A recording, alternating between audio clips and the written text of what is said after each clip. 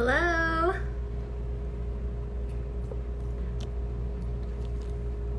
Getting ready here, logging in. Waiting for Sean. I told him to log in at 12. Let's see. We'll leave comments on for a minute. Hi guys. Hi Whitney. Hi Sean. All right, I'm gonna see if I can invite you here to join me. Let's see.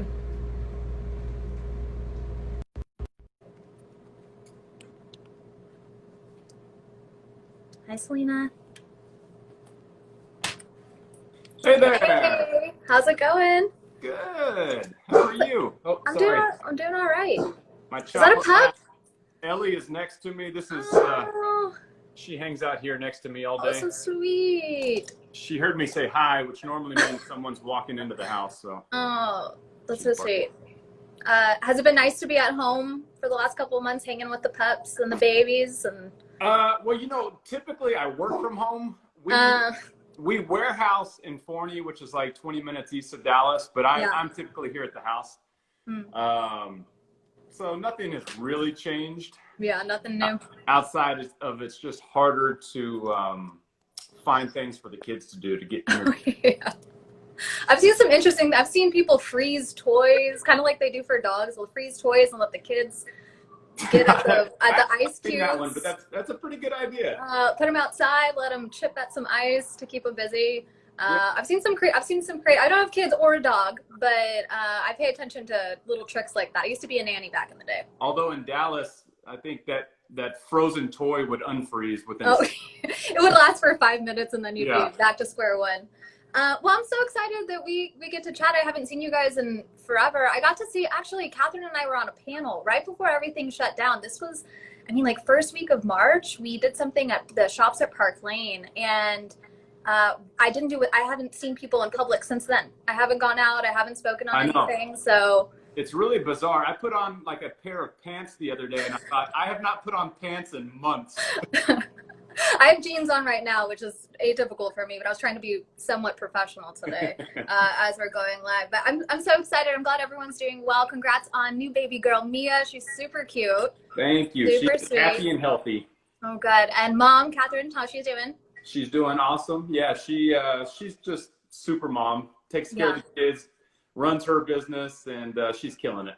Yeah, I won't ask too many questions about Catherine's fun business because I think I want to have her on here to tell me all about it. But I'm so glad she's doing well. This has been the weirdest year, I think, of all time. But you had some good things happen last year and lots of birthdays and cute puppies and cute babies. So congratulations. Yeah. Lots of blessings. So I know a lot of people have it way harder than we do. So we are not in a position to complain about anything. Yeah. Well, I'm glad I live downtown. I'll wave to you from wherever you are. You're here in Dallas. How long have you been in Dallas? Let's see. I was raised in Irving, which is just a little suburb outside of Dallas. And then after college, basically moved to Dallas. So I've been here a while now. And I live in the M Streets, which is like 5 minutes north of downtown. And I've lived in this neighborhood. This is our third house in the same neighborhood. So I've been here for like 10 or 12 years. I love this area. Yeah. I always joke I've been all over the place, but Dallas is my favorite place to start and grow a business. And so it seems like you agree. Stick around. Yeah, no, I love it. As far as business goes, there's a lot of entrepreneurs here. There are a lot of people who are young professionals, and it's just a good place to get things done. Yeah, it's a good spot. And I think the big thing too, they always talk about accessibility, having 2 airports. I know Dallas we have our own preferences on which airport, but it's nice to have 2, not too far away, easy to, get out for business. Not so much now, but before. Yeah, no, for sure. I think that definitely plays a factor. That's why we're seeing so many of these big, like Fortune 500 companies move to Dallas. Yeah. One, you don't have to state income tax, but 2, the ease of the airports. Yeah, it's a good spot. It's a good spot to be. Well, so my goal for this was to not just talk about your experience with The Bachelor, but to talk business. I think that's a big topic people are thinking about. Things are shifting. People are having to pivot their ideas or create brand new ones and adjust quite a bit. But I want to know a little bit about pre-Bachelor days. What were you doing professionally before you went on the show? And that was 2013? Yeah, 2013. So it's been a while now. So essentially, I've always known that I was an entrepreneur. I don't think when I was younger, maybe I could pinpoint it. And I'll give you an example. My whole family is in the insurance business. Okay. My grandfather was, my dad is, my brother-in-law is, and it's a great business to be in, and they enjoy what they do, and they provide for their families very well. And like, it's just a great little family business. But I always knew, like, I don't want that. You know, I don't want to sit behind a desk. I don't want to do the same thing every day. I always knew since I was a little kid, like, I don't want to do what my dad does. I just wanted something that was a little bit more creative, that allowed for more freedom. And I couldn't exactly pinpoint it then, but it was probably after college where I realized, like, I don't know what it is about me. It's just not in my DNA to take orders from others. And I'm more of a lone wolf. I don't really like working collaboratively all that much. Yeah. I'd much rather be out on my own. And so that's when I started to realize, like, I'm an entrepreneur. Like, I want to go out and do my own thing. So to answer your question, post-college, I did a lot of things that were entrepreneurial.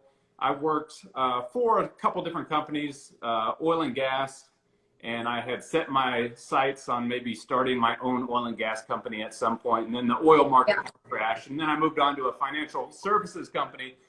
And leading up to The Bachelor, I think maybe 2 years prior to being The Bachelor, I started a company with a couple of partners, and it was a debt settlement company. So long story short, if you had a lot of debt, we worked with attorneys who could help you settle that debt for like half of what you owe, right? And it's a good service, and a lot of people need this service. Sure. And I won't bore you with the details, but long story short, the government placed some regulations on our business, which essentially put us out of business. Oh, man. And that was so hard for me because we raised money from investors to start this business. And for me to have to sit down with these people who put their hard-earned money with me and say, like, I'm so sorry, but it's out of our control. We weren't able to make this a success, and we've essentially lost your investment. That was so difficult. And I thought, I can't go through this again. So my next step was to get into the family business, because I thought this entrepreneurial stuff is just too hard emotionally, mentally. I can't take it after that devastating loss. So I got into insurance, and just as I had thought, I did not enjoy it. I was going to say, was it surprising that you weren't enjoying it, or was it what you expected? No, it was what I expected. But I just thought, you know what? After that loss of that company, I can't handle that heartbreak anymore. So insurance is nice and safe and secure. I'm going to do this. And I hated it. And it's so funny. I would say prayers while I was working for this insurance company, like, God, if you want me to be here, I'll be here. But like, this is not what my heart is leading me to do. Yeah. And it was during that time that my sister signed me up for The Bachelorette. And so when they called me, at first I wanted nothing to do with like a cheesy reality show. Yeah. But then the casting director who was on the phone with me, she said, at the very least, it could be a free vacation. And so at that moment, I was like, yes, a free vacation from this job that I do not like is exactly what I need. And so that's where the story picks up. Oh, that's so funny. I think that's a lesson for a lot of entrepreneurs. I come from a family of teachers and military. I saw how hard it was to be in the Army, and also how hard it was to be a teacher. And it just didn't seem like it was something for me. And I knew that early on, but I didn't know what I wanted to do. So I just tried. It sounded like you kind of tried different things, worked for other companies. And I think that's a good lesson for people who are interested in starting a business. It doesn't mean that you have to start one right off the bat. Go work for the family business, maybe work for another small business, or even, I mean, I can see AT&T right out of my apartment here, and, go work for a couple of different organizations, and then find out what it is that you enjoy, maybe at someone else's risk, someone else's time at that point, before you go and invest. But it's cool to hear that you had kind of a full circle of, this is for me, maybe not, test it out, but being true to your heart and kind of asking for that guidance. Yeah, exactly. There was just like something in me that said, I want to go out there and explore. I want to go out there and take a risk, and I want to create something. I think innately I'm a builder. I get so much satisfaction from starting this little company from nothing and seeing it just build up like this, into something I'm really, really proud of. And I don't think that was something that I could have accomplished while working for somebody else. Yeah. So your sister nominates you for the Bachelorette, and you're thinking, okay, maybe this is at the very least a small vacation. Was there any part of you thinking that, well, hey, if this, however this works out, I'm going to have exposure. I need to find out a way to capitalize on this? Or were you really pushing forward thinking you're going to find love? I know I saw a funny tweet from you when I think the last season started, and you kind of joked about congrats on all the women and their potential social media careers, because that's kind of the I mean, it's kind of a bittersweet piece, is that you could find love, but if not, you might have a large platform. So going into the Bachelorette, this was several years ago. I think social media still was on the rise. Did that cross your mind? Were you interested in doing it for your business, or did you have intentions to find love? No, I really went into it just thinking like, this is a chance for me to escape for a few months, and then I would go back to insurance. Yeah. I think back then Twitter was primarily being used. Maybe Instagram was in its infancy. Yep.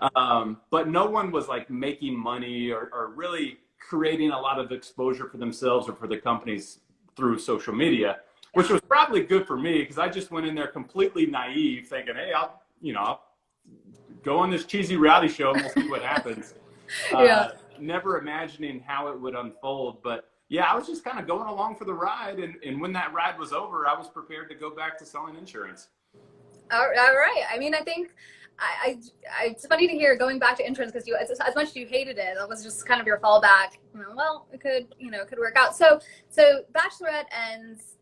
At what point in that journey are you asked to be the Bachelor? Because then I think you had already seen behind the scenes that it takes time away from home and away from your businesses, away from family. Was that a point where you thought, okay, if I do this again, here goes, is it 3-4 months, additional? Yeah, so the Bachelorette, the filming process was about 10 weeks. I think we wrapped filming in May. They probably contacted me early June about, hey, we have these discussions about you being the Bachelor. Yeah. And, that decision was a little bit easier. I still had to take a few days to think about it. Like, do I really want to subject myself to this all over again and go through everything I went through? But at the same time, it was, you're traveling the world. It's a lot of fun. I made friends with the producers. So there were a lot of enjoyable components to it as well. And on top of that, they pay the lead a little bit. So that helped make the decision a little easier. Like, I can go back to selling insurance and, having a moderate income where I'm just kind of, getting by. Or, they can pay me to be the Bachelor and travel the world and have a blast. It made the decision. It sounds like a good job opportunity. Yeah. So I didn't necessarily have to worry about like where the next paycheck is coming from. Right. And then as far as, the family and being away from my family and friends, I think all my family and friends were actually cheering me on to be the Bachelor, because it was kind of exciting for them to watch how this whole thing would shake out anyway. Yeah. Well, that's, I think that's kind of, I think some people know that the leads are paid. Like, if you're when you were on the Bachelorette, are the contestants or the guys paid during that process too, even a small amount? No, so you're just totally risking it. Yeah, you just have to take a few months off, and then hopefully you can cover your bills in the meantime. I can imagine. I mean, I'm thinking back to a couple of years ago, like if I had ever wanted to be on the show, trying to ask my boss for potentially a couple weeks off, but who knows, I may make it to the end. That's so great, because and Catherine had a really cool career at the time. So the show wraps, you guys get married or get engaged. What happens right after that point? I mean, I think Catherine was probably considering how to get here to Dallas, or was there a point where you were going to think about moving to Washington? Well, actually, so the show wrapped, and then almost immediately after, I was contacted about doing Dancing with the Stars. Okay. So that meant that Catherine and I would both move to LA, and that's kind of where we started our engagement. Okay. I think we were there for like 7 or 8 months, and we filmed Dancing with the Stars, which probably took 2 or 3 months, and then we just stayed there a few months after that, because at that time there were a lot of opportunities for us in terms of like appearances and things like that. That really LA is the hub of all that stuff. Oh, sure, yeah. Let's just hang out in LA for a while longer, have fun, show up for these appearances, get paid, and you don't really have to face the real world yet while you're still doing all that fun stuff. Yeah, that's I think that's an interesting part of it is, you know, after the cameras kind of go away, you're not being filmed constantly, you know, how to bounce into just normal life again, even just in a relationship, but then even back to your normal, you know, is it insurance or whatever you're doing, like that transition must have been tricky. In this particular scenario with The Bachelor, it's so incredibly hard because most likely the two people that end up together are not from the same city. So Yeah, one person has to make a tremendous sacrifice. And I give Catherine all the credit in the world for doing that because she left her career behind. She left her family. She left her friends. She left life as she knew it to eventually come to Dallas, which is so radically different than Seattle, Washington. yeah. But she did it because she was committed to making our relationship work. And I don't think I'll ever be able to fully thank her for that. But yeah, people always ask me, like, why is the success rate of that show so low? And in my opinion, I think it's kind of high when you look at the couples who have made it, because it's just so incredibly hard for people to make these drastic sacrifices once the show is coming. Yeah, you're right. I think that's a huge. I think people, you know, whenever I talk about your involvement in The Bachelor and Vouch and dating and all of that, you know, I talk about a lot. I've gotten this feedback from you, from Catherine, and from other contestants, is that you really get to be yourself. I mean, you are put in kind of, I don't want to say fabricated situations, but staged situations. But ultimately, it still comes down to who you are, you know, the things you care about, what you bring to the table. You were always very vocal about your faith and what certain things meant to you and what, you know, was totally off the table, and staying true to that. And I think that goes for being on a show or being part of a business. It's really important to stay core to who you are. 100%. I mean, you have to implement your core values into your business. If it's truly your business, if you're going to say, hey, this is my baby and I want to grow this baby, then your core values have to be reflected in that. And you see a lot of businesses where people don't have the best core values, and it shows up in business, and it kind of trickles down to the employees, and it creates this culture that is not very attractive. Yeah. And when I look at, you know, relationships or teams, it all comes down to that authenticity piece and building something that is welcoming and authentic. And I know that's such a buzzword. I always hear, you know, just be authentic. But it really truly means being core to who you are. Advice, and I'm sure a lot of people are influencing your decision to go on the show or not go on the show, or you know, maybe even who to spend time with. And I know that's difficult to try and navigate, but I think you did the best job. And people say you're the favorite, so you and Catherine were the real MVPs. Was it fun to watch the playback that are doing the greatest of all time? Was that interesting to watch that together? It was a trip. Yeah, it was. I was a little nervous, but you know, I thought they did a really good job. They made it really kind of lighthearted. They take the drama out of it, and of course they highlighted Tierra, who was, you know, the villain on my season. But they even made that kind of fun to watch. Yeah. So I enjoyed it. I think they're doing a pretty good job with these greatest of all time seasons. Yeah, I mean, we've got a lot of people here tuning in from Bachelor Nation. I will give them credit. They are the most loyal and engaged fans of any show. I've been binging a lot of Netflix shows, but if I go and look at Facebook groups or what people are saying online, I mean, people really rally behind their favorites, and then they also hold people accountable when they do things that aren't in line with what they were expecting. But so so you guys come here to Dallas. What year is that? You spent some time in LA. So when did you guys finally place your roots back here? We finally came back here in 2013, towards the tail end of 2013. Yeah, so we Catherine was living with one of my best girlfriends here before we got married. Then a couple months later, we got married. And then we started our life and got our first little house in the M Streets. Nice. Okay, so I'm wondering, you know, I think 2013, around 2014, I did start to use Instagram a lot more, especially to follow people that, it gave us this weird way to connect with celebrities and people who are on TV. Back when people didn't have millions of followers yet, it was still kind of hard to touch base with people other than writing fan mail. I used to write fan mail to the Backstreet Boys back in the day. But the introduction of social media gave us this kind of weird window into people's lives. Was that difficult to go from being on TV to then kind of opening your home via social, you know, as Instagram? And you're the most candid, I feel like, of what it's like to have kids and be busy with business. Was that an interesting transition to go from, you know, I don't want to say the big screen, but TV, to then it's at your own discretion what you choose to share and what you don't. Yeah, it was actually pretty easy because Instagram has gone through this evolution. And at first, I think it was just us kind of posting pictures, not really worried about creating a brand or anything like that, or associating any type of monetary value to how many people follow us and things like that. It was just us sharing pictures, and the people who watched us on TV were able to kind of continue watching us as we shared pictures of our new lives together. And we really enjoyed it because so many people just showed us love and encouraged us. And I know that's not always the case, especially as it pertains to Bachelor people. A lot of people get nasty messages and whatnot, but we've been really fortunate, and we've had so many people just kind of go along the ride with us and send us encouraging notes. So it was super easy. And I don't even think the word social influencer existed back in 2013, 2014.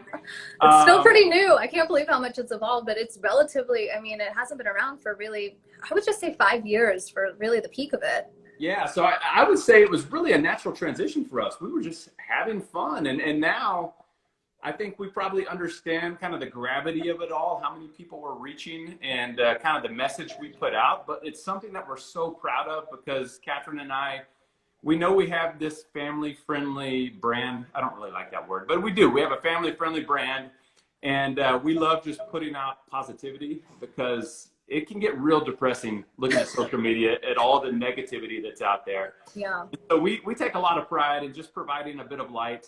And obviously there come some opportunities with that, paid sponsorships and stuff like that. But we kind of really love Instagram, and we love connecting with all the people that have been following us for so long now. Yeah, well, I think it was easy. I wouldn't say easy, I won't speak on your behalf, but I watched you guys get married on live TV when I was in college, and so it's very strange to me to be having conversations with you now live on Instagram. But who you guys were on the show, and then afterwards, even Dancing with the Stars, and then what you saw on social media is still so true. That it's never been, I've never felt like you put up a front or some sort of maybe non-realistic filter in front of everything. You're very open about things, and so using your home as a space to build a family and to build your businesses, it sounds like you're still doing that at home. It sounds like maybe furniture was an interesting opportunity for you. So tell me a little bit about where that came from. Did Wayfair reach out to you? Did you guys create a couch and say, hey, Wayfair, we've got something really cool? How did the brand come about? Yeah, so first of all, I love the question, and I love talking business because obviously I talk a lot of Bachelor, and business Bachelor doesn't really excite me, but I love talking about business, so that's why I wanted to do this. I'm so glad. Thank you. So here's how it started. My best friend, his name is Clay Silver. His family has been in the insurance business, and Clay was my best man at our wedding. They've been in the furniture business for a long, long time. I never had any intention of getting into the furniture business, but when Catherine and I were getting married, his dad said, hey, I'd like to get you a wedding gift. Okay, cool. So let me make you a sofa sectional. I think he had heard that we were looking for one. And so what we created was what we have deemed the pit. It's like this huge, it's the Chelsea sectional, but it's this huge sectional that's 8 feet by 7 feet long. And it's just a massive, the most comfortable thing you've ever laid on. And it's awesome. And so he made that and gave it to us for a wedding gift. And Catherine and I, being newlyweds, we were always binge watching, Breaking Bad and all those shows back then. We would just occasionally post pictures of ourselves, and the big sectional would be in the background, and people would go bananas. Like, where did you get that? I want to buy it. And I couldn't give them an answer because you couldn't buy it. It was custom. Yeah, it was a custom gift. And we probably did that 10 times where it would show up in the back of these pictures, and every single time people would go nuts. And so that's when Clay and I started talking, like, maybe we could do something with this. And so we had no intention of actually starting a business. We just thought, let's create this sectional and sell it. Yeah. And we would create our own website, and we would do direct to consumer, and it'd be super easy, and maybe we could make some money. And that was the extent of it. Well, then you start to figure out, all right, the logistics of shipping something this huge are extremely difficult. And the price of shipping something that huge from Dallas to, say, Washington or New York. I mean, it's just astronomical. So you could not get it to the customer at a fair rate.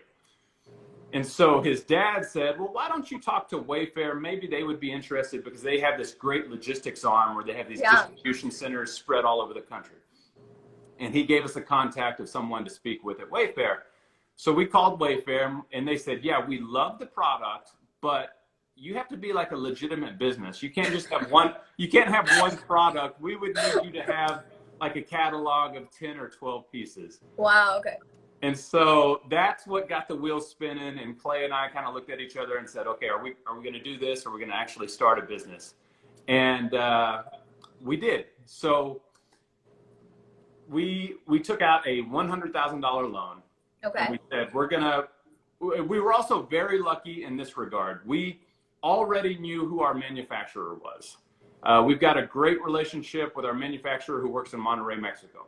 Oh, interesting. Okay. And I had met him previously through Clay, and Clay's dad had worked with this particular manufacturer for decades, and he also has a family-run business. So we knew we could trust him.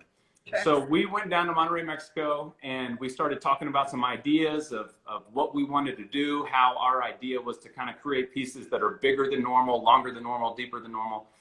And we spent most of that $100,000. I think we spent like $90,000 on inventory. Oh, sure. Just praying that this whole concept would work out so we could pay this loan. And the rest is history. Oh, that's so funny to me that Wayfair was like, okay, cool idea. However, let's make a legitimate business. They're huge. I get Wayfair. I think every time I move, they find my address. They know I'm going to need something. I've purchased beds, all kinds of things from Wayfair. So what a good partner to have. But yeah, having to take an idea, which I think is the hardest part of business, is having a really fantastic idea, but then looking at everything it takes to just get an LLC to legitimize the business concept or the entity itself is so hard. And it's not just coming up with an idea. If you sell product, you need to understand taxes and the financial aspect of it. But it sounds like you had some good people along the way to guide that, and you were somewhat familiar with building businesses prior. Yeah. And you know, as far as like all the minutia that goes into creating a business, that's something for me, I take a lot of pride in, and it gives me a lot of satisfaction because it's my business, right? People ask me like, hey, is this your name and working with Wayfair? No, it's not a licensing deal. Like, I was the one that filed for the LLC, and you know, Clay and I were the ones that are handling the logistics of shipping trucks and doing everything from A to Z, customer service, you name it. Everything, yeah. We have our hands in it because this is my baby, and that brings me so much satisfaction. And I think a lot of businesses probably fail because people don't want to deal with those tiny details, or they just put it off, or they tell someone they hired to handle it. Oh, yeah. When in fact, you know, this is your business. You probably should have your hands in those little details that you don't think are uber important. Yeah, that's a great point. I think a lot of people, I think there's a level of being aware, and I'm not the expert on a lot of things, but I like to seek guidance from others. But I like to know a little bit about the language so that I can at least be part of the conversation, say, hey, I don't know if that sounds right. What about this? And so I always encourage, and it sounds like you do too, to be active in that process so that you can see and kind of checks and balances along the way to make sure that the quality is what you're expecting, but then just at the business and legal level, you're following, you know, the rules, and you're part of that process. Especially, I mean, I think it's easy to do that. It sounds like because you were passionate about it. If someone's not passionate about it, I can see why they wouldn't want to be super involved, or that may be intimidating for them. Yeah, absolutely. And you know, speaking of like running into surprises with tax situations or whatever it may be, like, this is a business. You're always going to be met with surprises. So you want to try to limit those as much as possible, and just make sure that you're in the know as much as possible. So we're constantly communicating with our CPA. We're constantly communicating with our manufacturer, especially during COVID-19. Like, there's been such a disruption in the supply chain. We can't afford to just sit back and think, okay, we're going to continue to receive deliveries as normal, because things are not as normal. So we're constantly checking in. Hey, what are the prices of fabrics? You know, what does the supply look like? Are you having a hard time getting your hardwood? Whatever the case may be, you need to be in the know if it's your business. Totally. So now, let's fast forward. You guys have this business. Wayfair says, let's do it. Was there immediate success? Was there a moment where you thought, oh gosh, what have we done? We've invested $90,000. What's going to happen? Tell us about that launch process and what happened then. It's really funny. So Clay and I, we were so excited for the launch. This was April of 2017. This was our big launch. We'd already invested this money into inventory. We were ready to go. So excited. Wayfair was kind of partnering up with us to announce the launch. They were putting it out on their social channels, and we could not wait for the day to come. Well, the day comes, and we have a ton of sales. Like, it's awesome. It's incredible. It's better than we could have expected. We, being new to the business, there's part numbers for every piece. Okay. So let me give you an example. Our Chelsea, the big sectional, the pit that I keep referring to, it's 6 pieces. Oh my gosh. Okay. So the slipper chairs, which are the armless chairs, they have a part number. The corner chairs, they have a part number. The ottoman has a part number. We mislabeled the part numbers. So we sold out of all these Chelseas. The only problem is when you mislabel the part numbers, our customers were getting the incorrect pieces to their Chelsea. And it was a huge disaster. It was such a nightmare. Oh man. Ultimately, the customers have to return it, which is kind of a butt to begin with. We lose money because Wayfair was charging us for, the return trip and all that stuff. It was a very expensive lesson learned. Luckily, we tried to do our very best to communicate with the customers and just apologize profusely. And we were able to sort it out in the end, but it was a very expensive learning lesson. Like, that was just one tiny detail slipped away from us where we mixed up some part numbers and ultimately cost us, thousands of dollars.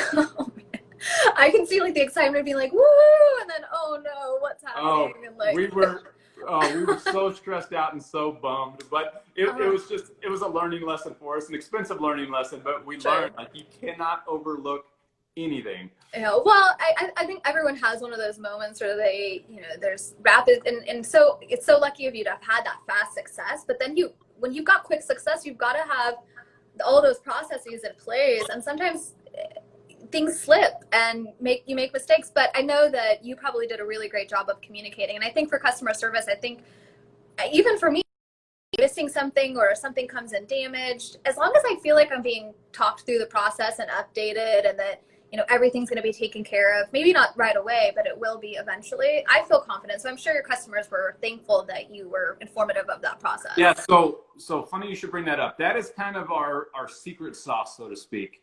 Customer service is #1 for us. And our biggest driver of sales is not, people always wonder like, hey, you've got this social media following of 1 million+ people. That has to be your biggest driver. It's really not. It's customer reviews on Wayfair, because the idea of spending $2,000 on a sofa, which you've never felt, never sat on, that was unheard of a few years ago. Now people do it regularly because of customer reviews.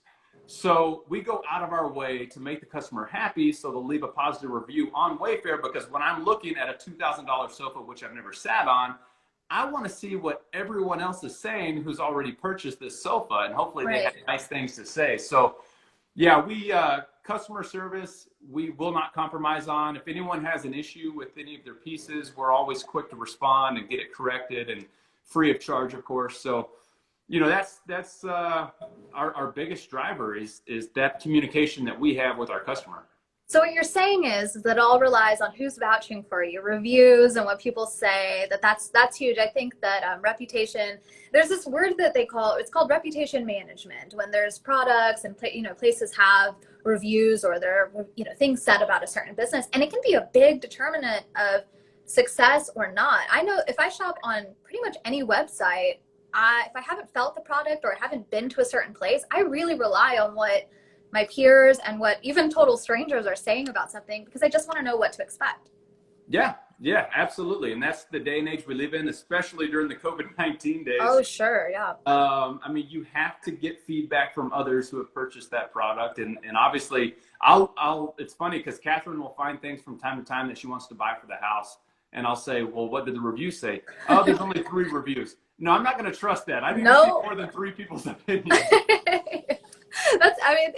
I call it a social currency. I think that, I can search something and look at pictures, but until someone tells me maybe something personal about maybe an experience they had on the couch, or maybe that it fits all of their family, that's something that makes it tangible to me, even though I can't feel and see it, right then. So I love that. I love that you guys, and it sounds like I saw a couple of things on your social where people send you handwritten thank you notes to thank them for their purchases or navigating a tricky situation. So the customer service piece is huge.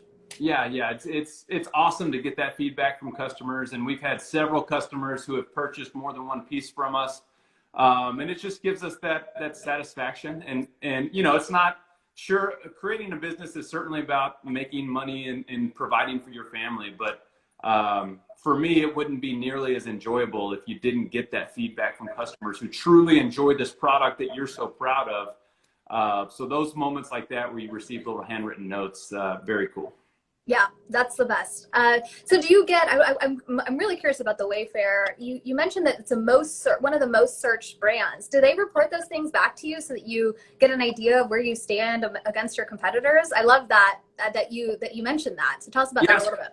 So Wayfair is incredible. They are this behemoth in the industry now, and they've got so many employees and they're making billions of dollars. But they do have very detailed reports for us, and they kind of keep us in check to make sure that we're hitting all of our numbers and making sure everything's going out on time and so on and so forth. And so we're in constant communication with Wayfair. And then once a year, they're based in Boston. Once a year, we'll go up to Boston and sit down with the entire team and just have a slew of meetings that cover everything. But they'll kind of give us little tidbits of information like that. So to be one of the most searched businesses is really cool. And our biggest issue to date is meeting demand, which you guys sell. I mean, it's fast. It's a good problem to have, but it's still a problem that we need to resolve. And so we're working hand in hand with our manufacturer to kind of figure out how to make ourselves, more capable of producing more furniture at a faster speed. So, that's it's not a bad problem to have, but that's where we are now. And so I guess what I'm getting at is there's a lot of excitement in the air for us because we know that we haven't even tapped into our full potential yet. And people are spending a lot more time at home, so a good couch is key. Which is your favorite? Is it the Chelsea, the one they keep mentioning? What's your favorite? What can people look out for? What do you want them to check out? Oh gosh, that's like picking a favorite child, which I do have a favorite. I don't know. I feel like you kind of do. I would say, the Chelsea is a sentimental favorite of mine because that's where it all started. Yeah. Our Luxe, which we have deemed the Sleep Sniper, is the most comfortable sofa anyone has ever sat on in the history of ever. We love the Luxe, but we've got so many pieces that people love. And, we've just kind of stumbled upon this little niche of, hey, we're in the age of Netflix. People want to be comfortable. They want to lay there for hours. So days, maybe. Our whole objective is to just create the most comfortable sofa sectionals in the world. And I think we've done a pretty good job of that so far. I think so too.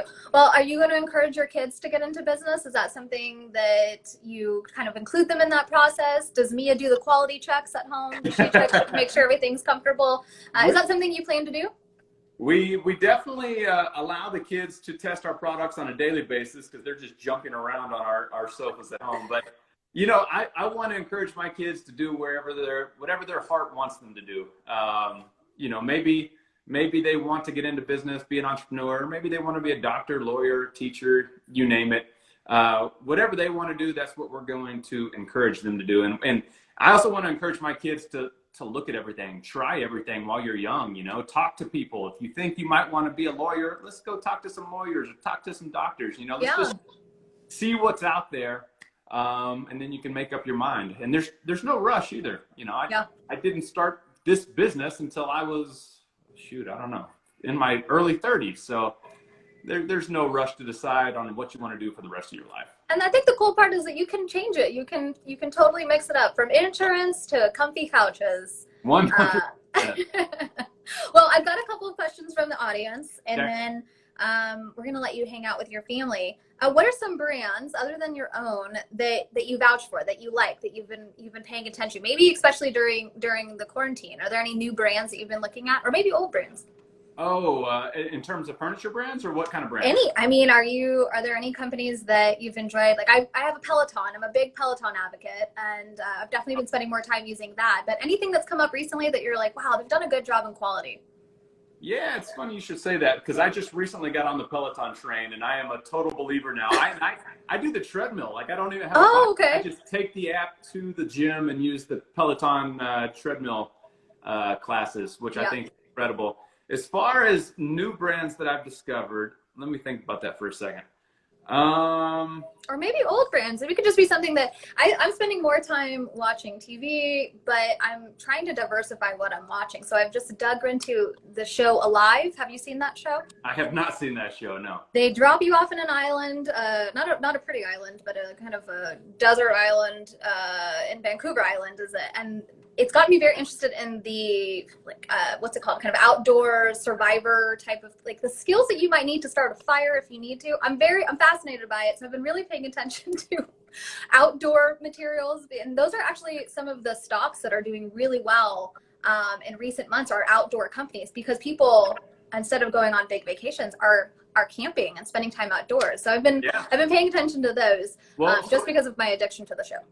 Okay, so I'm sitting here thinking about your question, and I have come up with one thing that I've discovered, but it's not a particular brand. Okay. I have discovered that I am now doing all my shopping for men's clothing at Walmart. Okay. I went to Walmart the other day to grab something, and I went past their, I just happened to be pushing my buggy by the men's clothing, and I ended up getting like 3 shirts from Walmart. I'm sold.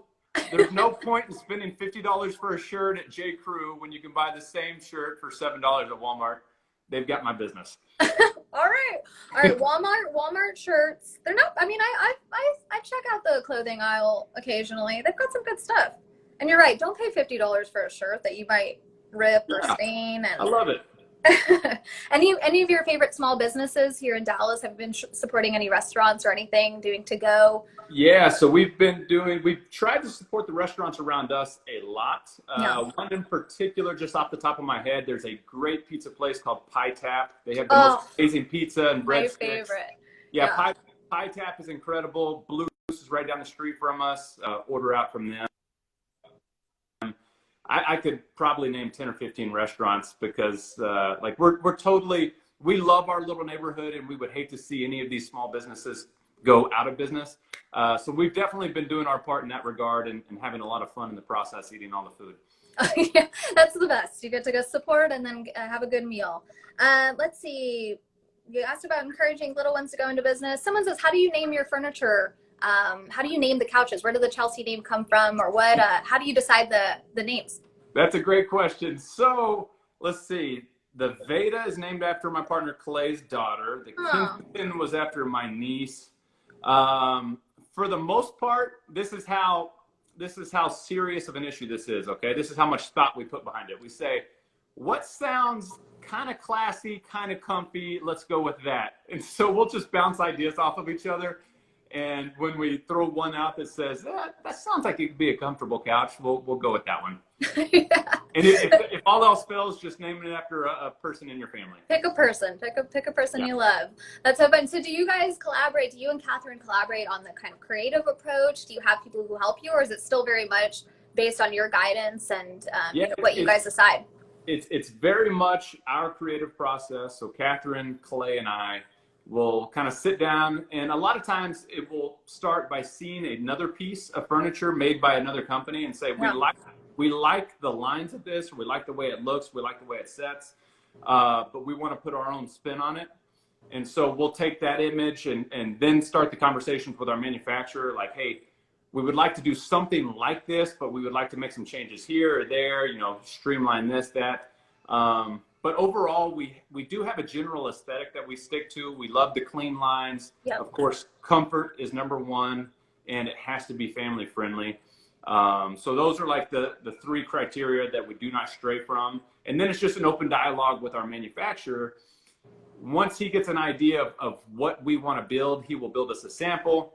He'll send us the sample. We normally make adjustments after that.